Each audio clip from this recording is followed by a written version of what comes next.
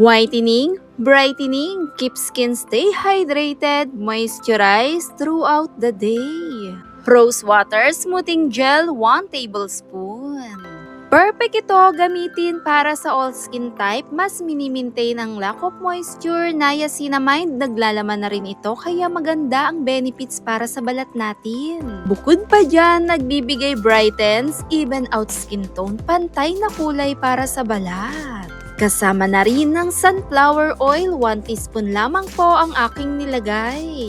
Perfect para sa all skin type itong sunflower oil, mas minimaintain talaga nito na malambot, makinis para sa balat natin. Pagdating sa sunflower oil, marami siyang pwedeng paggamitan. Bukod pa dyan, nagiiwan ito ng lack of moisture, stay hydrated, na magandang pangalagaan ng ating balat. Bukod pa dyan, ang kagandahan dala ng e-oil. 1 capsule e-oil po ang aking nilagay, na mas pinoprotektahan ng palatandaan ng pagtanda ng ating kutis. Mayaman ito sa antioxidant at perfect para sa balat natin. Mas minimaintain nito ang kinis, maputing balat, at hindi basta magdadry. Dito nga po sa mga kombinasyon na ating ginamit, nagbibigay puti, makinis, malambot sa balat, at ang kagandahan nito talagang mapoprotektahan ng balat. Lalo na pag nagkakaedad, mas mapoprotektahan nito dahil sa yaman na rin sa collagen.